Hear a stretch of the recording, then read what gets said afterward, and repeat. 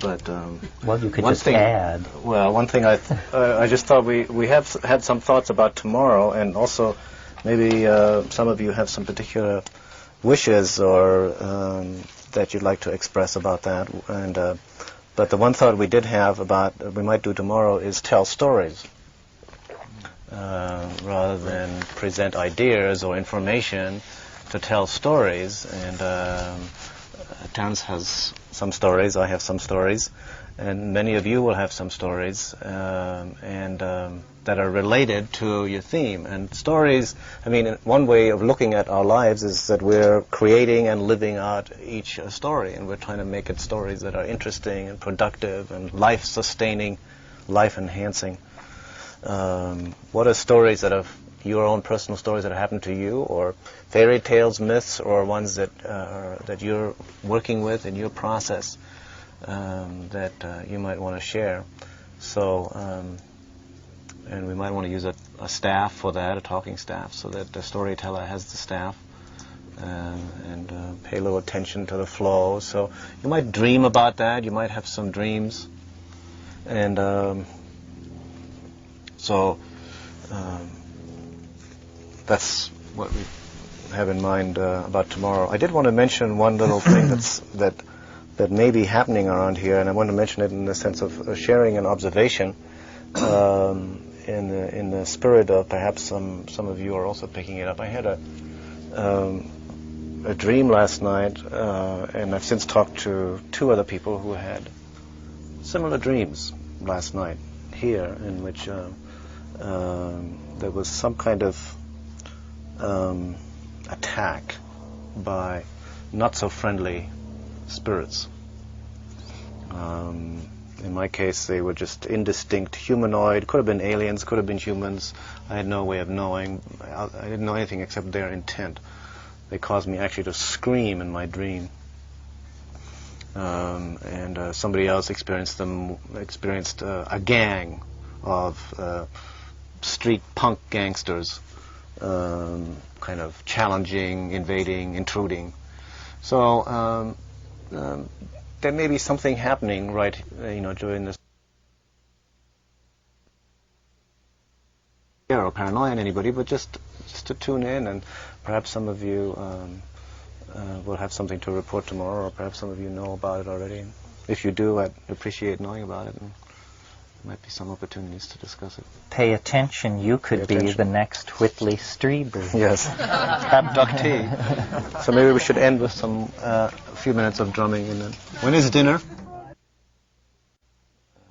Three other main kind of paths or types that are known, ways of knowledge within the kind of shamanic context that some of you may relate to. Probably the most common one, actually, the one that most people relate to, is the shaman as healer. And this is the one that where the shaman functions as the physical and spiritual healer of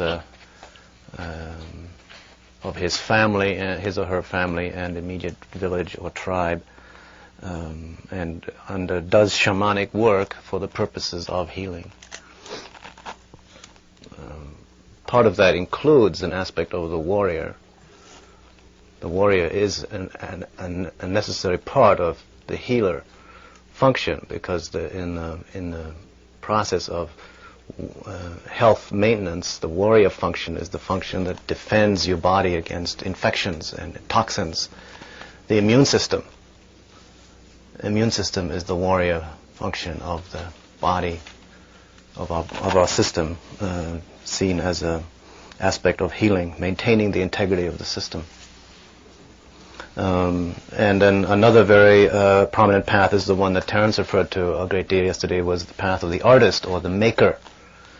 The artist, the maker of tools, the craftsman, which would include scientific inventors and people that build tools and perceptual instruments, for example, that facilitate our perceptual and cognitive understanding of the world, communicate our vision.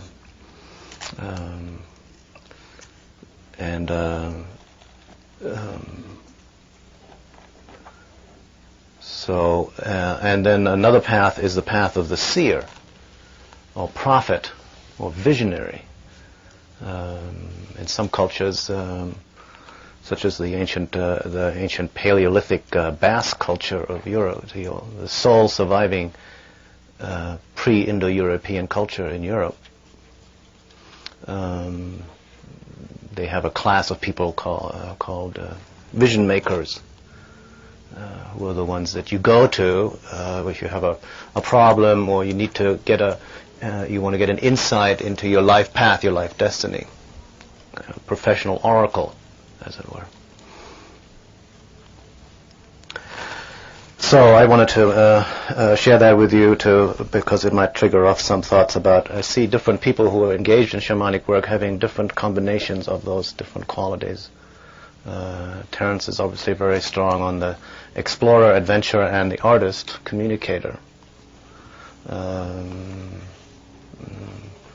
I have some of the healer, also the adventurer, explorer is my main one, with some of the healer and some of the artist, communicator also. Some of the warrior, but not as much as several of my friends that I know. One interesting additional difference between the path of the warrior and the path of the explorer that I also learned recently is that the adventurer, the warrior, in terms of to seek a vision, is more likely to go for an ordeal, where pain and stress is used as a way of expanding your perception, pushing your boundaries. So the kind of thing that Wallace Black Elk is wont to do, of inserting himself into a hole in the ground, suspended from hooks in the chest, 2 days and 2 nights without food or water in total darkness. That's an ordeal. See, it's not natural. I mean, you're going out of your way. Nature isn't doing that to you. You're going out of your way to create a stressful, limiting situation in order to be able to transcend or push that limit further. The adventurer explorer tends to, again, because the attitude isn't quite as, it's not quite as hard as that of the warrior, to go to nature herself, the wilderness, pure wilderness. Now, wilderness may be an ordeal, but it may not be. It may be a sheer ecstasy. And it's in the wilderness, with its shifting, mysterious patterns, that you have to be alert. You can't just indulge and say, well, Mother will take care of me, because Mother Nature will not take care of you. Mother Nature doesn't give a shit about you as an individual. Basically, you know that, and that's a very important realization. If you think Mother Nature is going to take care of you like your mother did, I mean, you can be dead in 2 seconds flat out in the wilderness. If you attend, though, and pay attention, then you can survive, and not only survive in the wilderness, you can learn a great deal from it. You can enter into a communication relationship. So, wilderness is the preferred mode of vision path, I think, for the adventurer, explorer. And that could be the wilderness internal as well as external. Can we cheer occasionally when you... Oh, absolutely.